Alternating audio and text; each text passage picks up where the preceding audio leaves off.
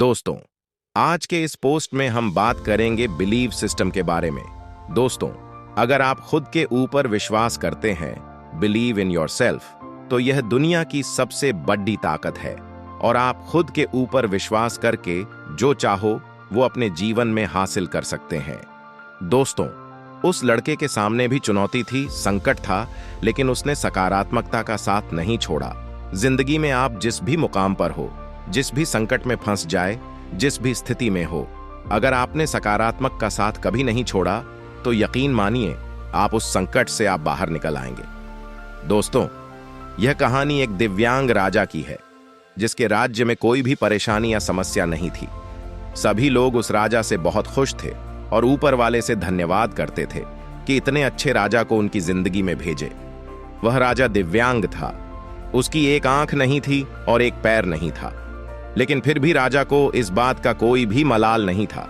एक दिन राजा अपने महल के गलियारे में घूमते हुए अपने पूर्वजों की तस्वीर को देख रहा था और सोच रहा था कि मेरे पिताजी इतने सूर्यवीर थे, उनके पिताजी इतने सूर्यवीर थे, हमें इतने शूरवीर खानदान में जन्म लेने का मौका मिला।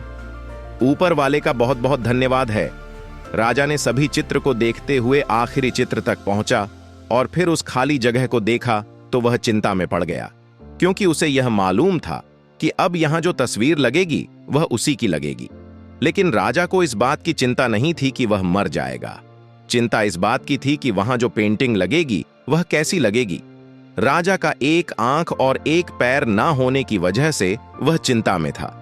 राजा का एक आंख और एक पैर ना होने की वजह से वह चिंता में पड़ गया और सोचने लगा कि इस गलियारे में इतनी शानदार पेंटिंग लगी है, लेकिन मेरी एक आंख और एक पैर ना होने की वजह से मेरी तस्वीर सबसे खराब लगेगी और भद्दी दिखेगी।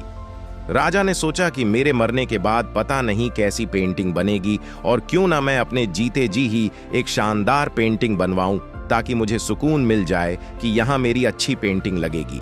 अब उस राज्य में ऐलान करवा दिया गया और सभी पेंटर को बुलाया गया और कहा गया कि जो भी पेंटर राजा का शानदार पेंटिंग बनाएगा उसे शानदार इनाम मिलेगा। अब सभी पेंटर राज्य में आए। उन सभी पेंटर को पता था कि अगर शानदार पेंटिंग बनेगा तो शानदार इनाम मिलेगा, लेकिन जिस राजा का एक आंख नहीं है, एक पैर नहीं है, उसका शानदार पेंटिंग कैसे बनेगा?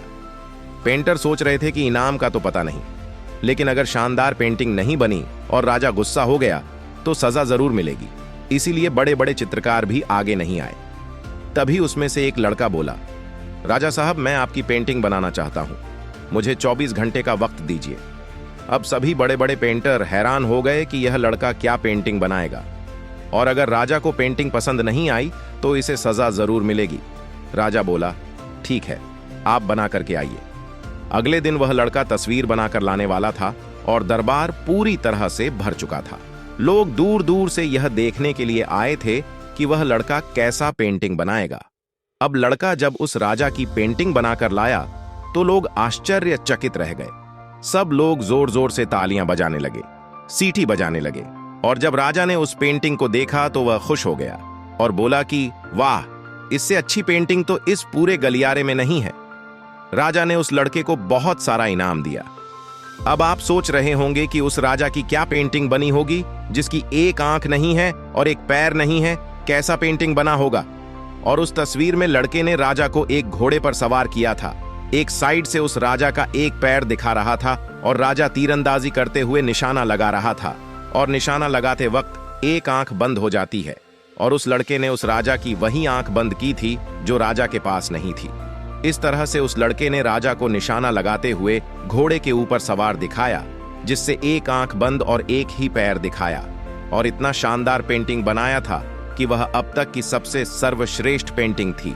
उस लड़के के सामने भी चुनौती थी, संकट था, लेकिन उसने सकारात्मक का साथ नहीं छोड़ा।